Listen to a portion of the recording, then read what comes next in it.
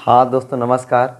एक बार फिर से आप सभी लोगों का आपके अपने प्यारे चहेते YouTube channel physics with counsellor पर दिल खोल करके हार्दिक स्वागत और अभिनंदन है। तो दोस्तों आज की क्लास में हम सभी लोग कुमार मित्तल बुक के चैप्टर नंबर 17 और दोस्तों चैप्टर नंबर 17 का नाम है प्रकाशिक यंत्र। इस चैप्टर के दोस्तों आपके बुक में सिर्फ और सिर्फ 8 क्वेश्चन दिए हुए हैं। सोचो कितने कम क्वेश्चन है ना, सिर्फ और सिर्फ 8 ही क्वेश्चंस हैं और 8 क्वेश्चंस को आज की क्लास में हम सभी लोग बढ़िया तरीके से लगाते हैं। दोस्तों क्वेश्चंस कोई भी हो आपके सामने आया करे, आप क्वेश्चंस को कोशिश किया करो कि आप आंसर बताओ। अगर दोस्तों आप क्वेश्चंस को लगाते हो, आप आंसर लगाते हो और आप आंसर निकाल लेते हो सही सही, तो फिर आपका जो मोटिवेशन है ना वो बहुत ऊंचाई पर जाएगा। मैं कितना भी भौकाल बना लूँ आपको बोलने के लिए, आपको आगे बढ़ाने के लिए, आपको आग लगा दूँ आपके अंदर, वो आग नहीं लगेगी उतनी बढ़िया से जितनी बढ़िया से आग अगर आप खुद आंसर निकाल लेते हो वो जो आग लगेगी। तो कोशिश किया करें दोस्तों कि आप खुद ट्राई किया करें, रफ कॉपी लेके बैठा करें और रफ कॉपी जब लेके बैठेंगे ना तो जब क्वेश्चंस को सॉल्व करेंगे तो आंसर जरूर आएगा।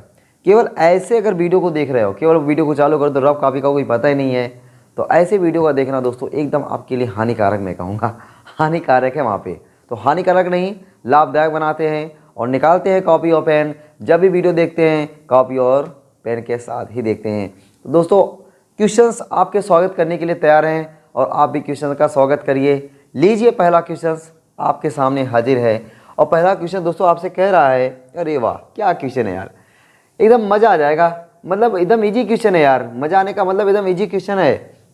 सामान्य नेत्र के लिए स्पष्ट दृष्टि की न्यूनतम दूरी। दोस्तों मैंने बताया था कि जो हमारी आंखें हैं ना, अगर बहुत दूर की चीज़ें देखती हैं बड़े सुकून से देखती हैं, बड़े सुकून से देखते, अगर दूर की चीज़ें देखती हैं और पास की चीज़ें जब देखती हैं ना थोड़ा सा आंखों को दर्द होता है। तो पास की जो इतनी कितनी पास की हो जिसको आँख को देखने में कोई दर्द ना हो, वो है 25 सेंटीमीटर। स्पष्ट दृष्टि की, यहाँ पे 2 क्वेश्चन आप साथ साथ याद करेंगे। तो दोस्तों क्या याद करेंगे आप? स्पष्ट दृष्टि की न्यूनतम दूरी, अस्पष्ट दृष्टि की, जो दोस्तों अस्पष्ट दृष्टि की न्यूनतम दूरी होती है, न्यूनतम दूरी, अस्पष्ट दृष्टि की न्यूनतम दूरी कितनी होती है? 25 सेंटीमीटर। जबकि दोस्तों स्पष्ट दृष्टि की अधिकतम दूरी, ठीक ना, अधिकतम दूरी जो होती है वह क्या होती है? अनंत होती है। ये दोस्तों हमने पिछले चैप्टर में सीखा है, लेकिन यहाँ भी क्वेश्चन दे दिया। कितना इजी क्वेश्चन दिया था, यह स्पष्ट दृष्टि की न्यूनतम दूरी 25 सेंटीमीटर। ये तो मुझे लग रहा है कि कोई एक ऐसा नहीं बंदा मिलेगा जिसको ये ना पता रहे कि स्पष्ट दृष्टि की न्यूनतम दूरी कितनी होती है और तुरंत आपने खटक आंसर मारा होगा, वाह ये आंसर है। चलो आ जाओ, दूसरा क्वेश्चन भी आपका परिचित क्वेश्चन है, आप उसको जानते पहचानते हो, एकदम पुराना क्वेश्चन है कि नेत्र लेंस की प्रकृति होती है। हमने बताया भैया हमारे आँख के अंदर भी एक लेंस लगा हुआ है और उस लेंस को हम लोग बोलते हैं नेत्र लेंस। अक्सर दोस्तों हम लोग जब यहाँ पे बातें करते हैं तो हम लोग बात करते हैं जो अपना लेंस है वह लेंस किसका बना हुआ है? कांच का। लेंस किसका बना हुआ है? कांच का। और कांच का अपवर्तनांक क्या होता है? 3/2। तो कहने का मतलब है कि जो अपना लेंस बना हुआ है 1.5 अपवर्तनांक के पदार्थ से मिलकर बना हुआ है। तो इसको बात सुनने के बाद ना ऐसा लगता है कि ना अपने आँख के अंदर जो लेंस है वो भी कांच का बना हुआ लेंस होगा। नहीं भैया, अपने आँख के अंदर जो लेंस है ना वो कांच का नहीं बना हुआ है, पारदर्शी ऊतकों का बना हुआ है और जिलेटिन नामक पारदर्शी पदार्थ से। जिलेटिन नामक कोई पारदर्शी पदार्थ होता है, उसी पदार्थ से हमारे आँख के अंदर जो लेंस है वो लेंस बना हुआ है। तो कभी मत सोचना कि अपने आँख के अंदर जो लेंस लगा हुआ है ना वो कांच का बना हुआ है, एकदम नहीं। किसका बना हुआ है? जिलेटिन नामक पारदर्शी पदार्थ का। अगर दोस्तों ये आपको याद है तो बहुत अच्छी बात है, नहीं याद है कोई बात नहीं। ऐसे खतरनाक क्वेश्चन आपसे नहीं पूछ जाते कि आँख के अंदर जो लेंस बना हुआ किसका बना हुआ है? जिलेटिन नामक पारदर्शी पदार्थ का। पारदर्शी पदार्थ बोलो या पारदर्शी ऊतक बोल, ज़्यादा बेटर है, पारदर्शी ऊतक का। तो ये जीके के लिए क्वेश्चन हो गया, ठीक ना। जीके के लिए क्वेश्चन काम कर जाएगा कि हमारे आँख के अंदर जो लेंस बना होता है किसका बना होता है? जिलेटिन नामक पारदर्शी ऊतक का बना होता है। तो दोस्तों जो अपने आँख के अंदर लेंस बना होता है, तो लेंस कौन सा लेंस होता है भैया? उत्तल लेंस होता है। कौन सा लेंस होता है? उत्तल लेंस होता है। अब ज़रा मेरे बाबू मुझे ये बता दो कि अगर आँख के अंदर जो लेंस है अगर वो उत्तल लेंस है तो उत्तल लेंस की प्रकृति क्या होती है? तो आँख के अंदर होता है उत्तल लेंस, और उत्तल लेंस की दोस्तों जो प्रकृति होती है वह क्या होती है? अभिसारी होती है। क्या होती है? अभिसारी होती है। अवतल लेंस, अवतल लेंस जो आँख में तो नहीं लगा होता है, लेकिन यहाँ पे जान जाओ कि जो अवतल लेंस होता है उसकी प्रकृति क्या होती है? अपसारी होती है। अब आपके मन में ज़रूर आ रहा होगा, और नहीं आ रहा होगा तो आप अच्छे स्टूडेंट नहीं हो। अगर मन में आ रहा है तो अच्छे स्टूडेंट हो, नहीं मन में आ रहा है तो अच्छे स्टूडेंट नहीं हो। क्या मन में आना चाहिए यहाँ पे? कि जो उत्तल लेंस है उसका नेचर अपसारी यानी अभिसारी लेंस का क्यों, अपसारी नेचर का क्यों होता है, और अवतल लेंस अपसारी नेचर का क्यों होता है? ये दोस्तों मन में आना चाहिए। और नहीं आ रहा है तो गुड स्टूडेंट नहीं हो, आ रहा है तो हो गुड स्टूडेंट। ठीक है, तो मैं बात करता हूँ भाई जो अपना उत्तल लेंस है, उत्तल लेंस अभिसारी लेंस क्यों होता है? अभिसारी का मतलब होता है दोस्तों जो प्रकाश किरणों को एकत्रित करे। तो प्रकाश किरणों को जो एकत्रित करे, जो प्रकाश किरणों को एकत्रित करे उसको हम लोग बोलते हैं अभिसारी। अभिसारी जिसको हम लोग इंग्लिश में बोलते हैं डाइवर्जेंट, डाइवर्ट हो जाना, कन्वर्ट, ये हो जाए कन्वर्जेंट बोलते हैं। और एक होता है डाइवर्जेंट। अपसारी को मतलब प्रकाश किरणों को क्या कर देना? फैला देना, फैला देना। तो जो अवतल लेंस होता है वह प्रकाश किरणों को फैला देता है, जबकि उत्तल लेंस क्या करता है? प्रकाश किरणों को एकत्रित कर लेता है। ठीक ना, प्रकाश किरणों क्या कर लेता है? एकत्रित कर लेता है। एकत्रित कर लेने की जगह, एकत्रित कर लेने के कारण हम लोग उत्तल लेंस को अभिसारी, जबकि प्रकाश किरणों को फैला देने की वजह से अवतल लेंस को अपसारी लेंस कहते हैं। तो 2 क्वेश्चन हुआ, प्यारा प्यारा क्वेश्चन, बहुत इजी क्वेश्चन थे। आज अभी अपने थर्ड वाले क्वेश्चन पर। दोस्तों अपना ये एकदम उद्देश्य नहीं रहता है कि क्वेश्चंस आए और उसका डायरेक्ट सॉल्यूशन कराएं। एक क्वेश्चंस के माध्यम से कई चीज़ें बताने का अपना उद्देश्य रहता है, इसीलिए थोड़ा सा वीडियो लॉन्ग हो जाया करती हैं। ये तो आप जान रहे हो, ये तो पहले से हो रहा है ना, कोई नई चीज़ तो है नहीं ना, एकदम नई चीज़ है। आ जाते भैया अपना तीसरा क्वेश्चन। और देखो तीसरा क्वेश्चन का है, जब सूक्ष्मदर्शी की नली की लंबाई बढ़ा दी जाती है तो इसकी आवर्धन क्षमता। दोस्तों सूक्ष्मदर्शी की आवर्धन क्षमता पता होना चाहिए। अब देखो सूक्ष्मदर्शी की आवर्धन क्षमता क्या होता है, तो पहले हम लोग समझते हैं सूक्ष्मदर्शी और सूक्ष्मदर्शी कितने प्रकार का होता है, सब डिटेल से थोड़ा बात करते हैं भैया आपको सूक्ष्मदर्शी के बारे में। बस केवल डेरिवेशन नहीं कराएंगे दोस्तों, बाकी सब कुछ आपको कराने वाले हैं। सूक्ष्मदर्शी यहाँ पे किसकी बात कर रहा है? सूक्ष्मदर्शी की बात कर रहा है, माइक्रोस्कोप की बात कर रहा है। ठीक ना दोस्तों, माइक्रोस्कोप या सूक्ष्मदर्शी जो होता है वह होता क्या है? सूक्ष्मदर्शी एक ऐसा यंत्र है जिसकी सहायता से सूक्ष्म मतलब छोटी वस्तुओं को, और दर्शी मतलब दिखाने वाला, जो छोटी वस्तुओं को दिखाए। माइक्रोस्कोप, माइक्रो मीन्स होता है छोटा, और स्कोप मतलब दिखाने वाला, स्कोप करने वाला। तो जो छोटी वस्तुओं को देखने के काम आए, जिसकी सहायता से हम लोग छोटी वस्तुओं को बड़ी वस्तु में देखते हैं, ऐसे यंत्र को हम लोग क्या बोलते हैं? सूक्ष्मदर्शी बोलते हैं। सूक्ष्मदर्शी एक ऐसा यंत्र होता है जिसकी सहायता से अत्यंत सूक्ष्म वस्तुओं के बड़े और स्पष्ट प्रतिबिंब देखे जाते हैं। ठीक ना, सूक्ष्मदर्शी एक ऐसा यंत्र होता है, सूक्ष्मदर्शी एक ऐसा डिवाइस होता है जिसके हेल्प से हम लोग क्या करते हैं? जो स्मॉल ऑब्जेक्ट होते हैं उनको हम लोग बड़े फॉर्म में देखते हैं, बड़ा करके देख लेते हैं। ऐसे यंत्र को हम लोग बोलते हैं माइक्रोस्कोप। अब दोस्तों ये जो माइक्रोस्कोप होता है वह 2 टाइप का होता है। एक होता है सिंपल माइक्रोस्कोप, जिसको हम लोग बोलते हैं सरल सूक्ष्मदर्शी, इसको क्या बोलते हैं? सरल सूक्ष्मदर्शी बोलते हैं। और एक होता है कंपाउंड माइक्रोस्कोप, दूसरा क्या होता है? कंपाउंड माइक्रोस्कोप, जिसको हम लोग बोलते हैं यौगिक सूक्ष्मदर्शी, यौगिक सूक्ष्मदर्शी, कंपाउंड माइक्रोस्कोप। अब दोस्तों दोनों केस में अपने को याद होना चाहिए कि आवर्धन क्षमता, यहाँ बात किया है आवर्धन क्षमता का ना, आवर्धन क्षमता का फार्मूला दिमाग में बैठा होना चाहिए। तो सरल सूक्ष्मदर्शी सिंपल माइक्रोस्कोप के आवर्धन क्षमता का फार्मूला होता है m=d/u, जबकि दोस्तों इसमें यौगिक सूक्ष्मदर्शी में आवर्धन क्षमता का फार्मूला होता है m=VO/UO/d/UE। अब दोस्तों VO, UO, UE ये सब क्या होता है, थोड़ा सा एक लाइन में जरूर समझते हैं, बिना समझे मजा कहाँ आने वाला है। D डी को दोस्तों बोलते हैं स्पष्ट दृष्टि की न्यूनतम दूरी, और यू मतलब होता है ऑब्जेक्ट डिस्टेंस। इसमें तो कोई दिक्कत है ही नहीं है। यौगिक सूक्ष्मदर्शी में दोस्तों यौगिक होता है, दो चीज़ों का मिलन होता है, दो चीज़ों का ये कलेक्शन होता है। अब यौगिक सूक्ष्मदर्शी मतलब दो लेंस होते हैं, एक लेंस दोस्तों ऐसे छोटा वाला होता है और दूसरा लेंस होता है बड़ा वाला। एक छोटा वाला लेंस होता है, दूसरा बड़ा वाला लेंस होता है। छोटे वाले लेंस को ऑब्जेक्टिव लेंस बोलते हैं, ऑब्जेक्टिव लेंस बोलते हैं, जबकि बड़े वाले लेंस को आई लेंस बोलते हैं। छोटे वाले लेंस को क्या बोलते हैं? Objective lens. ऑब्जेक्टिव लेंस क्यों बोलते हैं? क्योंकि ये ऑब्जेक्ट के साइड होता है। इसको आई लेंस इसलिए बोलते हैं क्योंकि ये आई के साइड होता है। आई के साइड है तो आई लेंस, ऑब्जेक्ट के साइड है तो ऑब्जेक्टिव लेंस। क्या बात है, गजब। ये दोस्तों ये लाइन, इसको हम लोग बोलते हैं प्रिंसिपल एक्सिस। क्या बोलते हैं? Principal axis. तो अब देखो VO, यहाँ पे दोस्तों अगर कोई ऑब्जेक्ट है तो ऑब्जेक्ट की इस लेंस से दूरी, ऑब्जेक्टिव है तो O होता है, तो उसका डिस्टेंस हो जाता है UO। इसका इमेज जहाँ पर कहीं बनेगा उसको हम लोग बोलेंगे VO बोलेंगे। U तो दिख रहा है क्या? ये देखो ऐसा VO।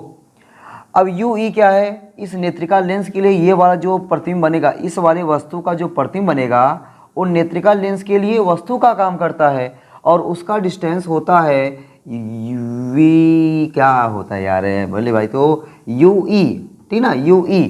और इसका जो प्रतिबिंब बनेगा यहाँ पे कहीं बनता है, उसको हम लोग लिखते हैं VE में लिखते हैं, ठीक ना, UE हो गया।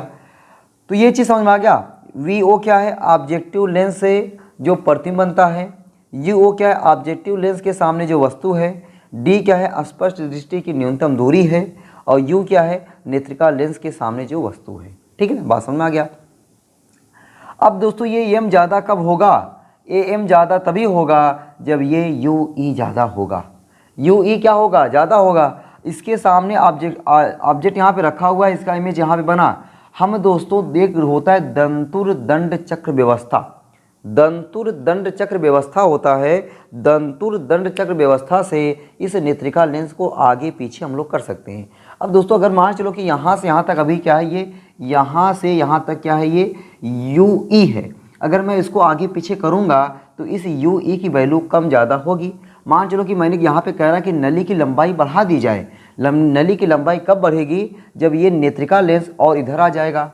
जब नेत्रिका लेंस दोस्तों यहाँ से यहाँ पे आ जाएगा तो UE की वैल्यू बढ़ेगी। अब बताओ, अगर यहाँ पे UE की वैल्यू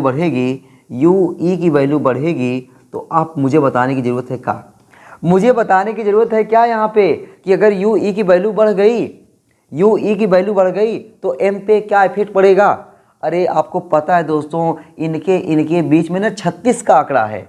अरे कितने का आंकड़ा है? 36 का आंकड़ा है। जब इनके बीच में 36 का आंकड़ा है तो UE बढ़ेगा तो ME उसको बढ़ता देख करके टेंशन में आके कम हो जाएगा। तो ये बातें समझ में आ गई ना कि सूक्ष्मदर्शी कितने टाइप का? सरल सूक्ष्मदर्शी, यौगिक सूक्ष्मदर्शी। दोनों के आवर्धन क्षमता का formula M = D/U, M = -VO/UO × D/UE। उसके बाद मैंने बताया कि जब दूरदर्शी में सूक्ष्मदर्शी में ये नली की लंबाई को अगर बढ़ा देंगे तो UE बढ़ जाएगा। जब UE बढ़ जाएगा अरे तो M का होगा? M घट जाएगा मेरे भैया, M घट जाएगा। ठीक है ना। चलो दोस्तों, ये रहा आपका क्वेश्चन नंबर 3। अब आते हैं हम लोग क्वेश्चन नंबर 4 पे। ठीक ना। चलो भाई इरेज कर दिया जाए। इरेज कर दें, एकदम इरेज करते भैया। क्वेश्चन नंबर 4 पे आते हैं, इरेज कर दे रहा हूँ। अब क्वेश्चन नंबर 4 पे आते हैं दोस्तों, और 4 देखते हैं 4 है क्या। ठीक ना। क्वेश्चन नंबर 4 आजा भाई। क्वेश्चन नंबर 4 देखो भाई, आ गया क्वेश्चन नंबर 4। क्या आ गया भाई? क्वेश्चन नंबर 204 जो है आपके सामने है, और क्वेश्चन नंबर 4 कह रहा है। क्वेश्चन नंबर 4 कह रहा कि एक खगोलीय दूरदर्शी की आवर्धन क्षमता 10 तथा नेत्रिका की फोकस दूरी 20 सेंटीमीटर है। अभिदृश्यक की फोकस दूरी है। दोस्तों अभी तो हमने बात किया किसका? सूक्ष्मदर्शी का। अब बात किसकी हो रही है? दूरदर्शी का। तो दोस्तों यहाँ पे जो दूरदर्शी है और खगोल दूरदर्शी है, थोड़ा सा कहानी सुनते हैं। खगोलीय दूरदर्शी। दोस्तों खगोलीय जो दूरदर्शी होता है वह अपने को हालांकि पढ़ना होता है दो प्रकार में। एक तो खगोलीय दूरदर्शी होता है। खगोलीय दूरदर्शी का दूसरा नाम होता है अपवर्ती दूरदर्शी। खगोलीय दूरदर्शी का दूसरा नाम क्या है? अपवर्ती दूरदर्शी है। इसके लिए हम लोग जो फार्मूला निकालते हैं वो फार्मूला आपके एग्जाम के लिए वेरी इंपॉर्टेंट है, इसका डेरिवेशन बड़े नंबर के लिए। बाकी दोस्तों हम लोग यहाँ पे एक नंबर की तो बात कर ही रहे हैं, और साथ ही साथ एक और दूरदर्शी होता है, उसको हम लोग बोलते हैं परावर्ती दूरदर्शी। परावर्ती दूरदर्शी। तो दोस्तों दो प्रकार के दूरदर्शी हैं, एक है खगोलीय दूरदर्शी, उसका दूसरा नाम क्या है? अपवर्ती दूरदर्शी, और दूसरा नाम है परावर्ती दूरदर्शी। क्वेश्चन यहाँ पे आपका खगोलीय दूरदर्शी पर है। तो खगोलीय दूरदर्शी में एक फार्मूला केवल आपको याद करना है, वो फार्मूला क्या है? खगोलीय दूरदर्शी की आवर्धन क्षमता m। m का फार्मूला क्या होता है? m का दोस्तों फार्मूला होता है -FO/UE। -FO/UE ये फार्मूला होता है। ये खगोलीय दूरदर्शी की आवर्धन क्षमता हो गया। जब प्रतिबिंब अनंत पर बनेगा, जब प्रतिबिंब अनंत पर बने, जब दोस्तों प्रतिबिंब कहाँ पर बने? अनंत पर बने। अनंत पर बने। जब दोस्तों प्रतिबिंब अनंत पर बनेगा तो ये खगोलीय दूरदर्शी की आवर्धन क्षमता क्या हो जाएगा? FO+FE। वाह क्या बात सर, क्या बात है। FM = -FO/FE। -FO/FE ये फार्मूला होता है। ये फार्मूला आपको याद करना पड़ेगा। ये बस मैंने क्या किया है? UE की जगह पे क्या लगा दिया? FE लगा दिया, और कुछ नहीं किया है। इस केस में दोस्तों, इस केस में यानी किस केस में? जब अपना अंतिम प्रतिबिंब कहाँ पर बन रहा है? अनंत पर बन रहा है। उस केस में जो दूरदर्शी है उस दूरदर्शी की लंबाई, जो दूरदर्शी है उस दूरदर्शी की लंबाई, दूरदर्शी की लंबाई का दोस्तों फार्मूला मैं कभी नहीं कहूँगा आप रट्टा मारो। अगर ये आपको याद है बस इसी को ऐड कर दो। FO+FE माइनस साइन को इग्नोर कर दिया जाता है। FO+FE माइनस साइन को इग्नोर कर दिया जाता है, ठीक ना। अब आ जाओ क्वेश्चन पे। क्वेश्चन में कह रहा था कि एक खगोलीय दूरदर्शी की आवर्धन क्षमता m दिया हुआ है। आवर्धन क्षमता कितना है? 10 है। तथा नेत्रिका की फोकस दूरी, नेत्रिका की फोकस दूरी है तो FE लिखोगे। नेत्रिका की फोकस दूरी कितना है? 20 है, 20 सेंटीमीटर है। आपसे क्या कह रहा है? अभिदृश्यक की फोकस दूरी FO बता दीजिए। अब बताओ दोस्तों, ये फार्मूला पता चल गया, अगर ये फार्मूला पता चल गया तो क्या आंसर आप नहीं बता पाओगे? है इस क्वेश्चन की औकात जो आपको ये मजबूर कर दे कि आप आंसर ना बता पाओ? एकदम नहीं है। देखो कैसे नहीं है, आप जानते हो सिंस m = फार्मूला होता है -FO/FE।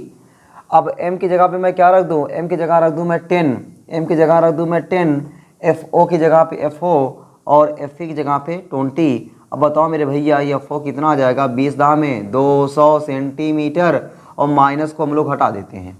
माइनस फार्मूले में है लेकिन कैलकुलेशन में माइनस को हटा देते हैं, ठीक ना। मज़ा आ गया, एकदम दिल खुश हो गया होगा। आ जाओ भैया, मुस्कुराते मुस्कुराते क्वेश्चन नंबर 5वें पे आ जाते हैं। अरे लो भाई, 5वां क्वेश्चन आ गया है आपके सामने। एक खगोलीय दूरदर्शी की अभिदृश्यक तथा नेत्रिका की फोकस दूरियां क्रमशः 100 तथा 10 सेंटीमीटर हैं। जब अंतिम प्रतिबिंब अनंत पर बनता है तो इसकी आवर्धन क्षमता होगी। आओ पहले क्वेश्चन में गिवन लिखो। क्वेश्चन में गिवन एक बार तो लिखो तो तब जाके डरो, पहले तुम डरने लगते हो यार, कितने खराब इंसान हो। एक खगोलीय दूरदर्शी के अभिदृश्यक तथा नेत्रिका की फोकस दूरियां, अभिदृश्यक की फोकस दूरियां FO कितना दिया? FO आपको दिया 100 सेंटीमीटर, 100 सेंटीमीटर। और FE कितना दिया है? FE दोस्तों आपको देखो दिया हुआ है 10 सेंटीमीटर। आगे कह रहा है जब अंतिम प्रतिबिंब अनंत पर बने, जब अंतिम प्रतिबिंब लिख दिया हुआ है यहाँ पे, ये अंतिम प्रतिबिंब क्योंकि दो प्रतिबिंब होता है, एक अपना बनता है विदृश्यक लेंस के द्वारा और एक बनता है नेत्रिका लेंस के द्वारा। तो ये नेत्रिका लेंस की ही बात होती है, उसको हम लोग बोलते हैं अंतिम प्रतिबिंब। जब अंतिम प्रतिबिंब अनंत पर बने, जब अंतिम प्रतिबिंब दोस्तों अनंत पर बनेगा उसके लिए फार्मूला होता है m = -FO/FE। तो m = FO की वैल्यू क्या है? 100, FE की वैल्यू क्या है? 10। अरे काटो ना, 10 दहाई में 100 क्या आ गया? m की वैल्यू कितना आ गया? 10 आ गया। मज़ा आ गया ना एकदम भैया। क्वेश्चन नंबर 6 आ जाए क्या? लो भाई क्वेश्चन नंबर 6 आ जाते हैं। क्वेश्चन नंबर 6 दोस्तों आपसे कह रहा है कि दो उत्तल लेंसों से जिनकी फोकस दूरियां 0.3 मीटर था 0.05 मीटर हैं, एक दूरदर्शी बनाई गई है। क्या बनाई गई है? दूरदर्शी। अच्छा, जब अंतिम प्रतिबिंब अनंतता पर बने हो, अनंत नहीं लिखा है, अनंता, वाह अनंता, अनंता पर बनता हो तब लेंसों के बीच की दूरी, अरे दो लेंसों के बीच की दूरी, लेंसों के बीच की दूरी को दोस्तों आप बोल सकते हो दूरदर्शी की लंबाई, और दूरदर्शी की लंबाई का फार्मूला क्या हो गया, F O plus F E. दूरदर्शी की लंबाई बोलो चाहे लेंसों के बीच की दूरी बोलो, दोनों बतिया एक है, और फार्मूला क्या हो गया, F O plus F E. और दोस्तों यहाँ पे एफ ओ दिया है, क्या एफ ओ दिया हुआ है, कितना दिया हुआ है 0.3, 0.3 प्लस एफ ई कितना दिया हुआ है 0.05, 0.05। अब अगर ये तुम ऐड ना कर पाओ तुम्हारा मुंह तोड़ दूंगा मैं, अगर ये तुम लोग ऐड ना कर पाओ मुंह तोड़ दूंगा कि नहीं, मैं तोड़ दूंगा, एकदम तोड़ दूंगा, ऑनलाइन मुंह तोड़ूंगा मैं तुम्हारा, ठीक है। ये सबको ऐड करने आता है, कैसे ऐड करोगे भैया, देखो यहाँ पे दशमलव के बाद 1 अंक, दशमलव के बाद 2 अंक, नहीं समझ में आया करो तो ऐसे जोड़ लिया करो, 0.05, 0.3, कुछ नहीं है 0 लगा दो, 5, 3.0, 0.35 सेंटीमीटर आंसर। ऐसे मुस्कुरा के आंसर लेकर आया करो, डरते हुए नहीं कि डर के गलत कर दें, ठीक ना। चलो हो गया क्वेश्चन नंबर 6। अब आ जाते हैं क्वेश्चन नंबर 7 पर। 7 पर आने के लिए थोड़ा जगह होगा ले ले भैया, जगह ले लेना, चलो आ जाओ जगह बनाते हैं, इरेज उरेज कर देना, इजाज़त है, चलो इजाज़त है। तुम लोग का इजाज़त का मैंने पालन करते हुए इरेज कर दिया, और अब आ जाते हैं क्वेश्चन नंबर 7 पर। बस 2 ही क्वेश्चन 7 और 8, क्या बात है यार, इतने कम क्वेश्चन मज़ा नहीं आया ना। चलो तुम लोग तो खुश हो गए कि सर बहुत कम क्वेश्चन था, मज़ा आया, लेकिन पता है यार मैं खुश नहीं हुआ। मैं चाहता था कम से कम ऐसे ऐसे चैप्टर पे कम से कम 20 क्वेश्चन रहे, जो 8 दिया है कम से कम 20 क्वेश्चन देना चाहिए, उसको घुमा फिरा के देना चाहिए, लेकिन नहीं, क्या करोगे यार, तुम लोगों की खुशी के लिए कम क्वेश्चन कर दिया है, तुम लोगों की खुशी के लिए सिलेबस कम कर दिया जा रहा है, तब भी अपने को ज़्यादा लग रहा है, ये तो गलत बात है ना, कि चीज़ें इतनी कम होती जा रही हैं। अपने पापा दादा ज़माने के जाकर अगर पापा तो तुम लोग की फिजिक्स पढ़े होंगे यार, लेकिन अगर कोई किसी दादा फिजिक्स पढ़े होंगे ना, उनसे जाके पूछोगे तब वो बताएंगे यार फिजिक्स की कितनी बुक चलती थी, ऐसे बोलेंगे फिजिक्स की कितनी बुक चलती थी, 6 बुक चलती थी इतनी मोटी मोटी, हालांकि मेरे ज़माने में नहीं थी वो, 6 बुक चलती थी, मोटी मोटी चलती थी। अब आप जिसके पापा या दादा पढ़े होंगे ना, थोड़ा कमेंट बॉक्स में बताना कि हाँ सर मेरे दादा, मैंने पूछा दादा से, दादा मेरे बता रहे थे कि हाँ जब हम इंटर में पढ़ रहे थे इतनी मोटी मोटी बुक चल रही थी, 6 चल रही थी, और उस बुक का अलग अलग नाम होता था, ठीक ना। ये नहीं कि पार्ट 1 पार्ट 2, अब तो हम लोग को एक मोटी बुक आ गई है, पार्ट एक ही में चल जाता है, बाकी 2 हल्के हल्के बना दिया गया, पार्ट 1 पार्ट 2, बात अलग है, लेकिन बहुत हल्का हो गया यार, अब चीज़ें बहुत कम हो गई हैं, तब भी अपने को ज़्यादा लग रहा है। इसका मतलब कि हम समय के साथ कमज़ोर हो रहे हैं, हमारे दादा समय के साथ बड़े मजबूत थे। क्वेश्चन नंबर 7, जब एक दूरदर्शी को सामान्य आँख के लिए समायोजित किया जाता है तो दोनों लेंसों के बीच की दूरी 80 सेंटीमीटर होती है। दूरदर्शी की आवर्धन क्षमता 19 है, अभिदिशक तथा नेत्रिका की फोकस दूरियां क्रमशः है। दोस्तों अभी मैं आपको बता रहा था कि हमारी आंखें सुकून से किसी चीज़ को कब देखती हैं, हमारी आंखें सुकून से किसी चीज़ को तब देखती हैं जब ऑब्जेक्ट क्या हो, बहुत दूर हो। जब ऑब्जेक्ट बहुत दूर हो तो हमारी आंखें क्या होती, बड़े सुकून में होती हैं। जब ऑब्जेक्ट बहुत पास में हो हमारी आंखें तकलीफ़ में होती हैं, ये बात याद रखना है। हमारी आंखें तकलीफ़ में होती हैं जब ऑब्जेक्ट हमारे बहुत पास हो, ऑब्जेक्ट बहुत दूर हो तो आंखें बड़ी सुकून में होती हैं, ठीक ना। तो यहाँ पे आंखें क्या है कि सामान्य आँख के लिए समायोजित किया जाता है तो दोनों लेंसों के बीच की दूरी 80 सेंटीमीटर होती है। दूरदर्शी की आवर्धन क्षमता 19 है, तो सामान्य वही पृथ्वी अनंत पर मान लो, सामान्य की बात हो रही है, सुकून की बात हो रही है। तो सामान्य की जब बात हो तो दूरदर्शी की लंबाई या दोनों लेंसों के बीच की दूरी का फार्मूला होता है FO + FE।